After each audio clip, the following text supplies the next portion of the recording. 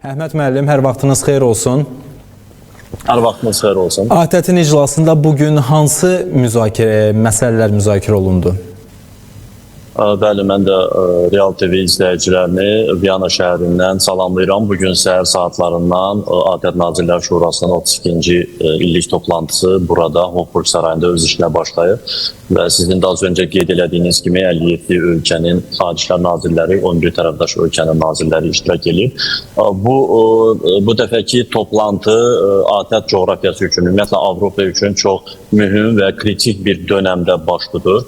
Çünki ATƏT-in özünün bir institut olaraq, təşkilat olaraq gələcəyi şübhə altındadır. Çünki institusional problemlər var, həm büdcənin formalaşmasında çətinliklər var. 2027-ci ilin ATƏT sədrliyi ilə bağlı konsensus əldə edilməsində çətinliklər var və ATƏT-in bəzi alt qurumlarının fəaliyyətində islahatlar aparılması, tam və ya qismən ixtisara düşməsi ilə bağlı müzakirələr gedir. Bu baxım, digər tərəfdən də Ukrayna-Rusiya müharibəsinin davam etməsi, Rusiyanın Ukraynadan sonra Avropa ölkələrini müharibə ilə təhdid etməsi ATƏT coğrafiyasında ciddi narahatlıqla qarşılanır. Bu baxımdan Viyanada bugün səhər saatlarından başlayan müzakirələrdə bir gərginlik, çıxışlarda bir təlatüm, narahatlıq öz əksini tapmaqdadır. İlk növbədə əsas çıxışçılar, xüsusən də ATƏT-in hazırda sədri olan Estoniyanın Xarici İşlər Naziri öz çıxışında ATƏT-in bir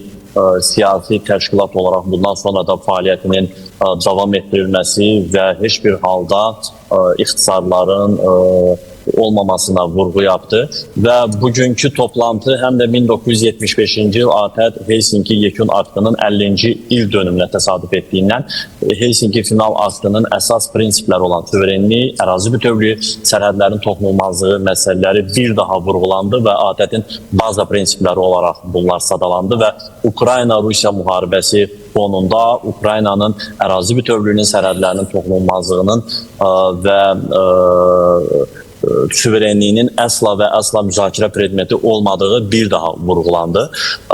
Çıxışçılar arasında Azərbaycan, Ermənistan arasında sülh müqaviləsinin paraflanması ilə bağlı dəstək verən, təqdirə layiq hesab edən nazirlər də var idi. Lüksemburg, Almaniya, İsveçrə, hətta Fransanın Xarici İşlər nazirləri də ATƏT coğrafiyasında sülh nümunəsi olaraq Cənubi Qafqazda əldə edilən sülh uğurunu Azərbaycan, Ermənistan arasında əldə edilən razılaşmanı göstərdilər və tərəfləri bununla bağlı prosesi davam elətdirməyə və yekun sülh sazişi imzalanmasını sürətləndirməyə təklif elədilər. Azərbaycanın Xarici İşlər Naziri Ceyhun Bayramov da çıxış elədi və öz çıxışında avqustun 8-də Azərbaycanla Ermənistan liderləri arasında Ağ-Evdə, Vaşinqtonda baş tutan tarixi görüşü və bundan sonra Cənubi Qafqazda artıq sülh gündəliyinin sürətlə davam elətdiyini, ölkələr arasında kommunikasiyaların artıq açılmağa başladığını, Azərbaycan ərazisi vasitəsilə Ermənistana yük daşıması tranzitlərinin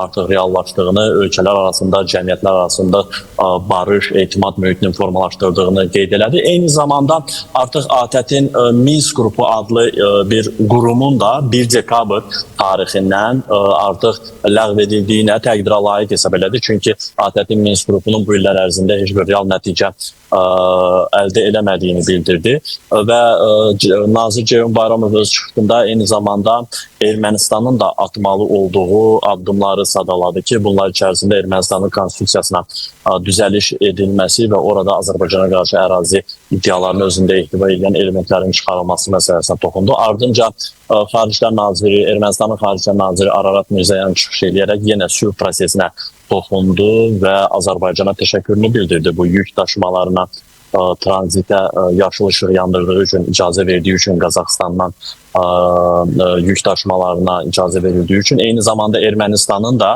Türkiyəyə və Azərbaycana, Naxçıvan Muxtar Respublikası üzərindən Azərbaycana yük daşımalarına icazə verməyə hazır olduğunu bildirdi. Ümumiyyətlə, TRIP adlanan, Tramp koridoru adlanan bu yolun əhəmiyyəti vurğulandı. Həm Azərbaycanlı nazir, həm erməni nazir öz çıxışında bunu bir daha vurğuladı və ATƏT üzvü olan ölkələrin, xüsusən də Avropadan olan ölkələrin Xarici İşlər Nazirləri də bu prosesi dəstəklədilər və bunu 2025-ci il ATƏT coğrafiyasında yeganə uğur olaraq dəyərləndirdilər. Çünki Ukrayna-Rusiya müharibəsi fonunda sülhün əldə edilməsinin nə qədər çətin olduğu bir mühitdə Azərbaycanla Ermənistan arasında tarixi bir sülh razılaşmasının əldə edilməsini ATƏT-in 2025-ci ildə uğuru olaraq qiymətləndirildi. Yenə də əsas diqqət Ukrayna-Rusiya müharibəsinə yönəlib. Heç bir halda Ukraynanın ərazi güzəştinə getməli olmadığını və Rusiyanın ATƏT prinsiplərini blok etdiyini, suverenlik, ərazi bütövlüyü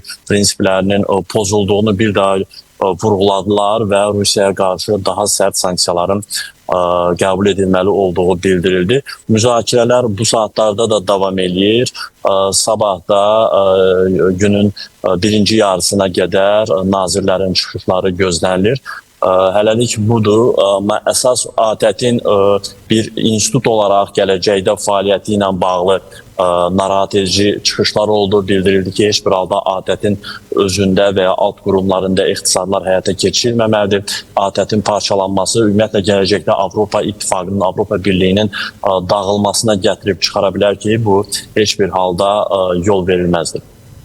Çox təşəkkür edirəm sizə Əhməd bəy və bir daha xatırladıram ki, bizimlə birbaşa bağlantıda Viyanadan politoloq Əhməd Şahidov idi və ATƏT-in Xarici İşlər Nazirləri Şurasının 32-ci iclası hazırda keçirilir Avstriyada və bununla bağlı və orada müzakirə olunan mövzularla bağlı Əhməd bəy öz şərhini bizə təqdim etdi.